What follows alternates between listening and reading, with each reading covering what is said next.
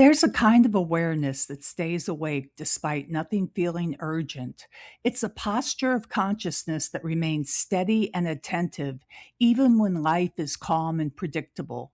Jesus calls this posture readiness, and in the parable of the watchful servants, he teaches that it's the final stage of awakened perception. Hi, I'm Lisa. Welcome back to Biblical Reality Check. Jesus tells the parable in Luke 12, verses 35 to 40, saying, quote, "Be dressed and ready to serve.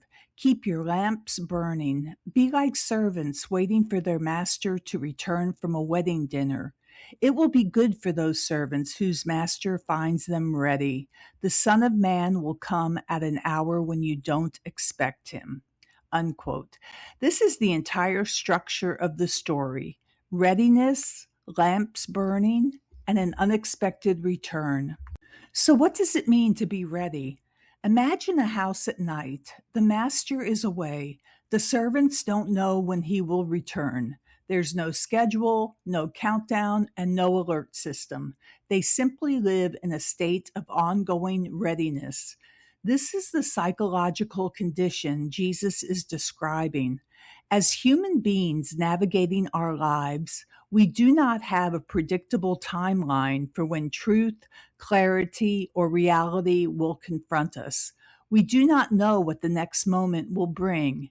And in that uncertainty, Jesus asks a single question: are you ready? The parable doesn't describe servants falling asleep or drifting.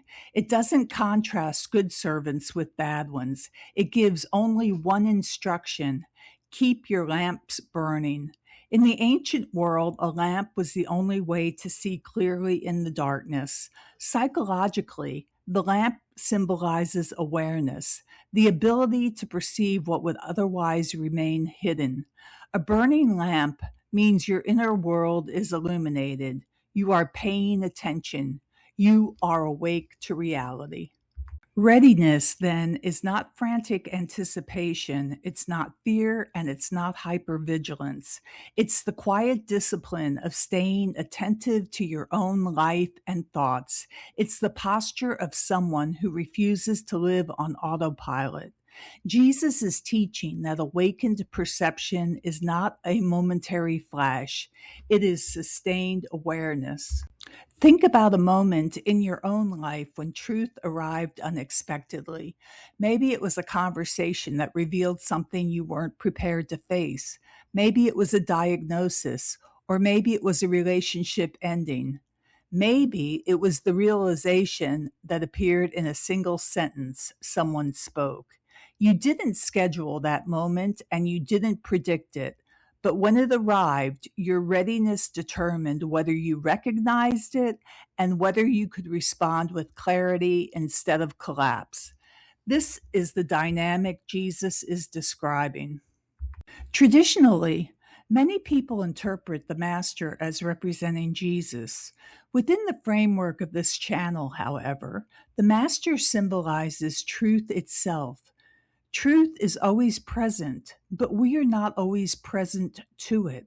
We're distracted, preoccupied, or absorbed in our own narratives. The Master's return represents those moments when reality breaks through our defenses and the false story collapses.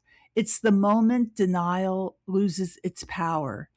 In that sense, the Master does not arrive from somewhere else. Rather, truth arrives in our own awareness. The Son of Man comes whenever a deeper level of reality breaks through the limits of our perception.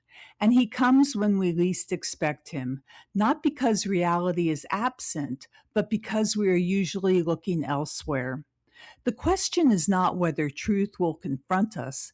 The question is whether we will be awake when it does. The parable of the watchful servants is a story about remaining awake in the present moment. The servants are not praised for predicting the master's arrival. They're praised for being ready whenever it occurs. Readiness is the final transformation. When awareness becomes a lifestyle, attentiveness becomes a posture, and truth becomes a habit. Now that we've explored the lens through which reality is perceived, we're going to take a break from the parables and ask a deeper question. What is reality itself? In our next series, we'll leave the psychology of perception and turn toward the physics of existence. Einstein's revolution in our understanding of time, the block universe, world lines, and the possibility that reality is far stranger than it appears. If this perception series has taught us how to see, the next series will ask what it is we're actually looking at. I'll see you there. Thanks for watching.